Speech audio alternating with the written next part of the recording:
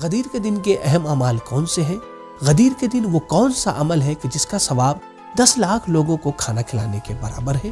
کیا غسل غدیر کے ذریعے سے نماز ہو سکتی ہے؟ آئیے جانتے ہیں اس ویڈیو میں۔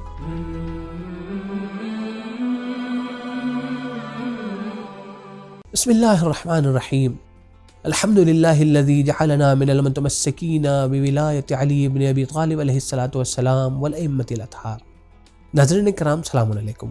غدیر کا دن 18 ذی الحجہ کا دن وہ عظیم دن ہے کہ جسے اسلامی اعتبار سے سب سے عظیم اور سب سے بڑی عید قرار دیا گیا ہے، جس دن خوشی منانا اور اسے عام کرنا ایک اہم فریضہ اور ایک اہم ذمہ داری ہے، جس کے بارے میں پیغمبر اکرم صلی اللہ علیہ وآلہ وسلم ارشاد فرماتے ہیں، میدان غدیر میں ہر حاضر شخص کی ذمہ داری ہے کہ وہ غائب افراد تک اس غدیر اور اس خطبہ غدیر کے مطالب کو پہنچائے، اور قیامت تک آنے والے ہر والد اور ہر باپ کی ذمہ داری ہے کہ وہ اپنے بچوں تک غدیر اور مطالب غدیر اور خطبہ غدیر کے مطالب کو پہنچائے۔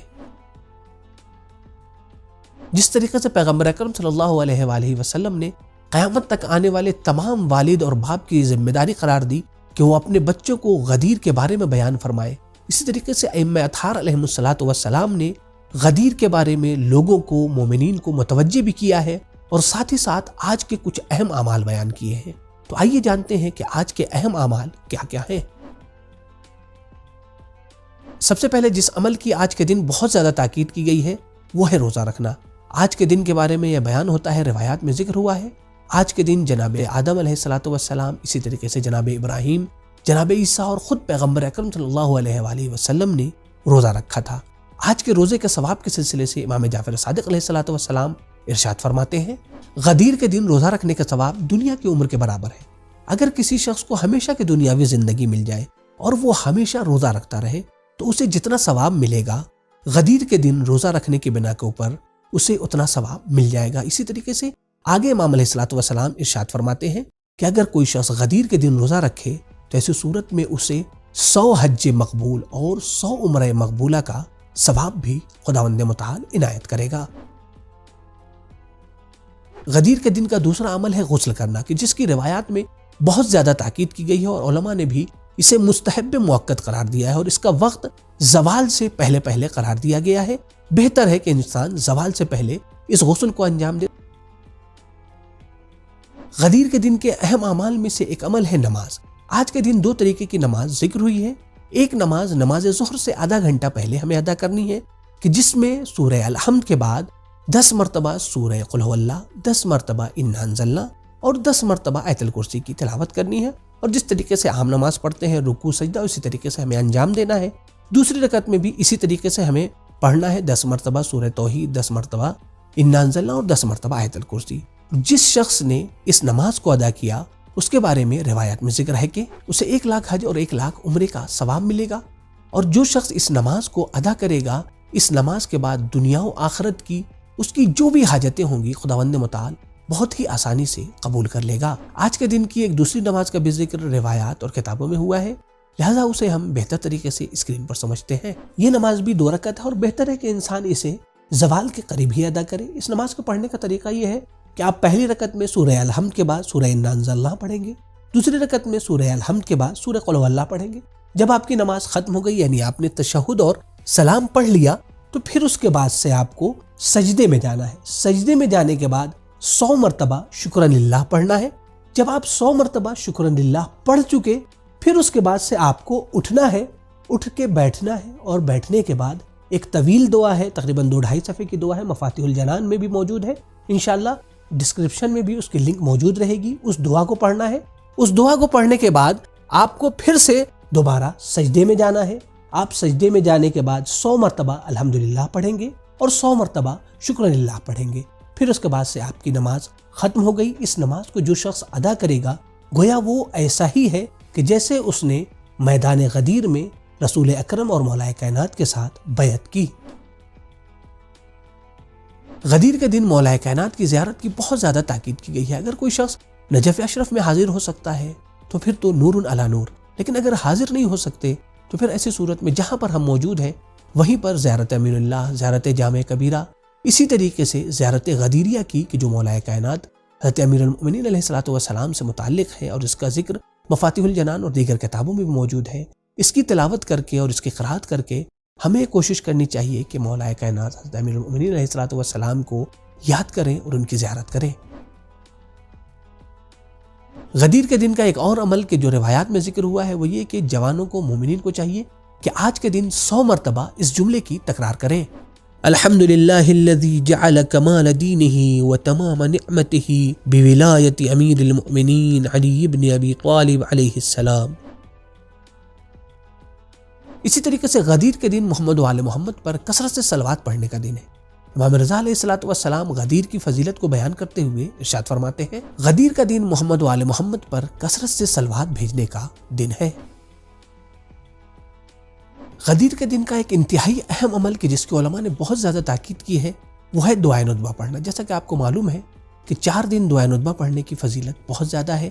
ایک جمعہ کے دن، دوسرے عید فطر کے دن، تیسرے عید قربان کے دن اور چوتھے غدیر کے دن۔ لہٰذا ہمیں یہ کوشش کرنی چاہیے کہ دعائے ندبہ کی قرأت کریں اور اس طریقے سے اپنے زمانے کے امام کو یاد کریں۔ غدیر کے دن مومنین کو عیدی دینے اور تحفے دینے کی بہت زیادہ تاکید کی گئی ہے اور اس کا ثواب بھی بہت زیادہ بیان کیا گیا ہے۔ روایات میں بیان ہوتا ہے جو شخص اس دن اپنے مومن بھائی کو 1 درہم دے گویا اس نے عام دنوں میں 1 لاکھ درہم اپنے مومن بھائی کو دیا ہے۔ اسی طریقے سے روایات میں امام رضا علیہ الصلوۃ والسلام کی سیرت میں ذکر ہوتا ہے کہ امام رضا علیہ الصلوۃ والسلام آج کے دن اپنے خاص اصحاب کو اور اپنے چاہنے والوں کو انگوٹھی، نئے کپڑے، اسی طریقے سے نئے جوتے حجی کے طور پر پیش کیا کرتے تھے۔ ان انفرادی اعمال کے علاوہ کچھ اجتماعی اعمال بھی روایات میں اور کتابوں میں ذکر ہوئے ہیں، جن میں سب سے پہلا عمل یہ ہے کہ جب مومنین آپس میں ایک دوسرے سے ملاقات کریں، سلام کے بعد اور مصافحے کے بعد ایک دوسرے کو اس طریقے سے مبارکباد پیش کریں: الحمدللہ الذی جعلنا من المتمسکین بولایت علی ابن ابی طالب علیہ الصلوۃ والسلام والائمۃ الاطہار۔ دوسرا اجتماعی عمل ہے عقد اخوت کہ جسے بہتر طریقے سے ہم اسکرین پر سمجھتے ہیں۔ عقد اخوت اور عقد برادری کا جو طریقہ روایات اور کتابوں میں ذکر ہوا ہے وہ اس طریقے سے کہ جیسا کہ اس ویڈیو میں بھی آپ دیکھ سکتے ہیں، وہ کیا ہے؟ وہ یہ طریقہ یہ ہے کہ ایک مومن بھائی اپنا داہنا ہاتھ دوسرے مومن بھائی کے داہنے ہاتھ میں رکھے گا اور داہنے ہاتھ میں رکھنے کے بعد اسے اس دعا کو پڑھنا ہے کہ جو دعا ہماری اسکرین پر آ رہی ہے، یہ دعا اسکرین پر موجود ہے، اس دعا کو ہمیں پڑھنا ہے۔ وَآخَيْتُكَ فِي اللَّهِ وَصَافَيْتُكَ فِي اللَّهِ وَصَافَحْتُكَ فِي اللَّهِ وَآحَدْتُ اللَّهَ وَمَلَائِكَتَهُ وَكُتُبَهُ وَرُسُلَهُ وَأَنْبِيَاءَهُ وَالْأَئِمَّةَ الْمَعْصُومِينَ عَلَيْهِمُ السَّلَامُ عَلَىٰ أَنِّي إِن كُنتُ مِنْ أَهْلِ الْجَنَّةِ وَالشَّفَاعَةِ وَأُذِنَ لِي بِأَنْ أَدْخُلَ الْجَنَّةَ لَا أَدْخُلُهَا إِلَّا وَأَنْتَ مَعِي۔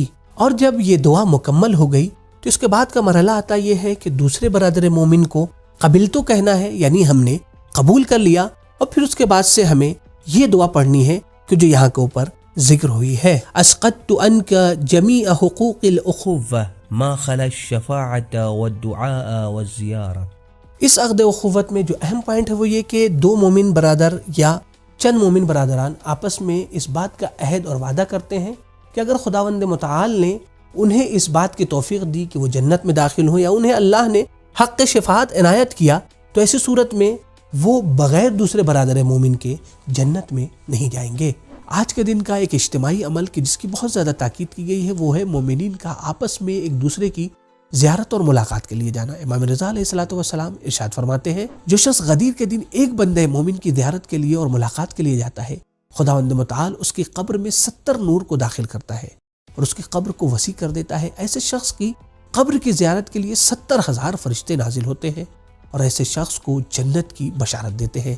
یہاں پر ایک بہت ہی اہم پوائنٹ ہے کہ آج کے دن یعنی غدیر کے دن صلہ رحم کی اور اپنے رشتہ داروں کی زیارت کے لیے اور ملاقات کے لیے جانے کی بہت زیادہ تاکید کی گئی ہے۔